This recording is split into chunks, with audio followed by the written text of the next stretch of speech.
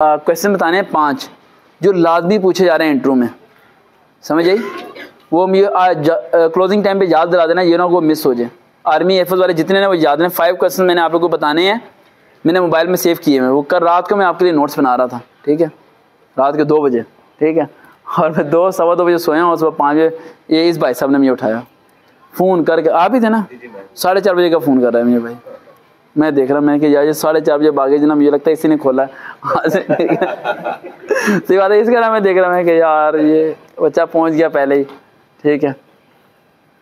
तो 2008 और 2010 का आउट पेपर आपने निकाल लेना है, उसमें इंग्लिश पोर्शन निकालना है, उसे लिखना है आपने। क्वेश्चन जो है वो आपने रिमूव कर देना है। जो ऑप्शंस आपके रहते होंगे ABCD, ठीक है, उन ऑप्शंस को आपने एक पेज पे लिख लेना है। देन उन्हें आपने गूगल पे सर्च करना है और गूगल पे सर्च करने के बाद आपने जो है ना उसकी डिस्क्रिप्शन पढ़ के वो लिखनी है, बस। FIA ASA का इसके अलावा कोई होमवर्क नहीं है।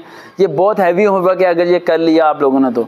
मैथ की तैयारी कोई ना करें, कंप्यूटर की तैयारी कोई ना करें, पास स्टडी कोई ना पढ़ें, इस्लामिक कोई ना पढ़ें।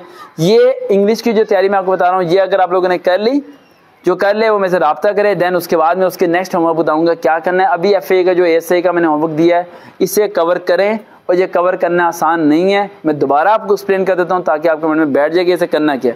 2008 और 2010 का पेपर आप निकालेंगे तो 2008 में आपको 3 पेपर मिलेंगे, सुबह का, दोपहर का, शाम का। इसी तरह 2010 में आपको 3 पेपर मिलेंगे। पेपर मिल गए 6, इसमें है 6 पेपर आपको मिल जाएंगे। 6 पेपर आपको जब मिल जाएंगे, उन 6 पेपरों में से आपने जो इंग्लिश के MCQs हैं वो आपने निकालने हैं। क्वेश्चंस को आपने रिमूव करना है। ऑप्शंस की हर एक की होती हैं 4, है ना, 2008 का, ठीक है। तो वो आप लिखेंगे, ठीक है। इंग्लिश के 2008 में कितने इंग्लिश के MCQs दिए हैं? सर एक ही पेपर है, ओपन करना जरा। तो वो आपने लिख लेने हैं, ठीक है। वो लिखने के बाद आपने क्या करना है, उन ऑप्शंस को लिखना है। उन ऑप्शंस को लिखने के बाद उन ऑप्शन को एक ऑप्शन को गूगल पर सर्च करना है और एक लाइन की उसकी डिस्क्रिप्शन लिखनी है। अब इसमें से आएगा क्या वो ऑप्शन आएंगे? नहीं। क्या वो क्वेश्चन आएंगे? नहीं। वो जो डिस्क्रिप्शन है ना, उनमें से क्वेश्चन आएगा। अच्छा, ठीक है। इसमें मिक्स इंग्लिश में है सारा, फिर मिक्स है ना। इसमें से 25 तो बने जाएंगे इंग्लिश के, है ना, इतने बने जाएंगे, है ना, ऑल राउंड। बट हैं, हाँ 20 तो बने जाएंगे, है ना। 20 यानी 20, 60, 120 MCQs बन जाएंगे। तो हर एक की 4 ऑप्शन है। 120 मल्टीप्लाई बाय 4 बताएं आर्मी वाले। 120 मल्टीप्लाई 4 हैं 34। 120 मल्टीप्लाई बाय 4, 120 मल्टीप्लाई 4 हैं 480। वहाँ रोशन रखना है, ठीक है, सुनना सही है वहाँ पर। 480 यानी 480 आपके क्या बनेंगे, ऑप्शंस बनेंगे। और 480 के बारे में डिस्क्रिप्शन लिखना है और में से मैक्सिमम ऑप्शन वो भी होंगे जो रिपीट हो रहे होंगे, वो नहीं आपने करने, समझ आई।